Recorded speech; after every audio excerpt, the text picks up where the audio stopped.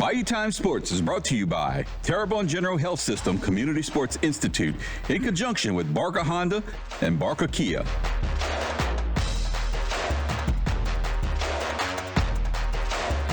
Hi, everybody. Welcome to Bayou Time Sports. Things getting a little dicey for LSU baseball. We expected last night that they would pretty much steamroll Arkansas Little Rock. It didn't happen that way. Let's get to the highlights of that game.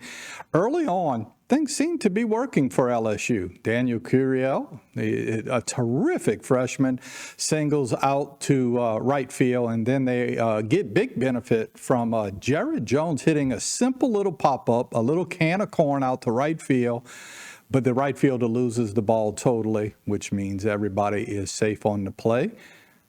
Got to tell you, Jared Jones has got to come around, folks. He is struggling mightily, and if the Tigers are going to win tonight, they're going to need him. A little bit later, Dickerson comes up, and he has a base hit to right field. Good running by Curiel.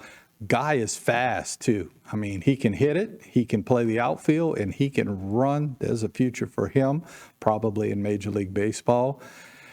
And then this is a long out by Jake Brown, but what it does is it actually gets the runner to third base. Again, this is all very early in the game, and this is when you're thinking no problems. LSU is going to be moving on to the Super Regional. They're not going to have any problems. Ethan Fry called out. That really wasn't a strike, and it actually was on a 3-2 count.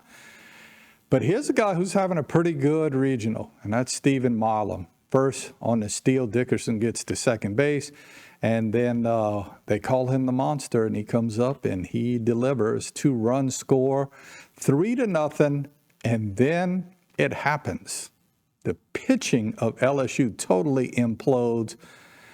That is Shore's pitching there, and he supposedly has a lot of stuff, but he can't get anybody out. Walk number 1, walk number 2, walk number 3, and he walks the bases loaded for Angel Cano, who is not a particularly great player, but he's having one heck of a regional. He comes up and he clears the bases for Arkansas Little Rock. And these guys are fired up, and they go on to really handily win this game. They have no problems with LSU last night. Very surprising. Consider this. Arkansas Little Rock is 27-33 on the year. They don't even have a winning record.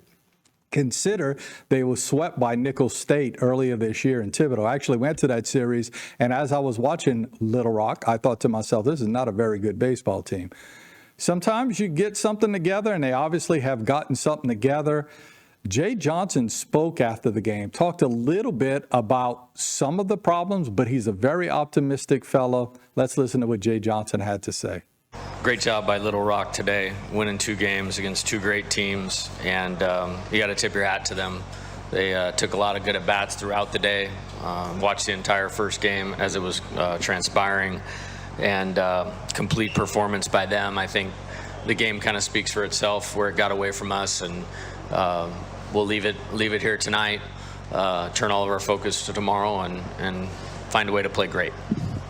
I mean, I have ultimate confidence in everybody that we have left. You've seen it all year, and I think we have a great group of strike throwers that are yet still ahead to come and throw tomorrow. I think Jaden had pitched well over the last 2 weeks, between South Carolina and the SEC tournament against Ole Miss, and felt like he was a good option to do that. And, there was a number of ways that we looked at it, and he had a great first inning. And not a very good second inning. And so, it's all hands on deck. So he's got to recover well, and if we need him to get an out tomorrow or 2, then he's got to be ready to do that. It's probably a guy-by-guy question again. I don't think I'd be being fair to any of them if I answered that in a totality. I think they're people that care a lot about performing well for themselves and for this team, and those guys that took the mound tonight have all performed well for this team, and so we'll pick them up and dig in, because my hope is we'll need them again in this season for us to be successful and be where we want to be. 8 o'clock tonight, they play again. Not sure who's going to be on the mound for LSU.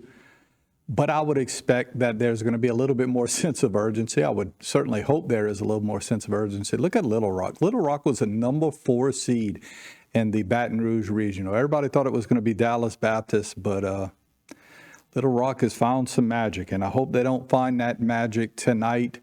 As I was coming up with the graphic for this, it already sort of had the graphic fixed that LSU was going to be your champion, and had to go in there and make sure to show that Little Rock has pushed them to the limit.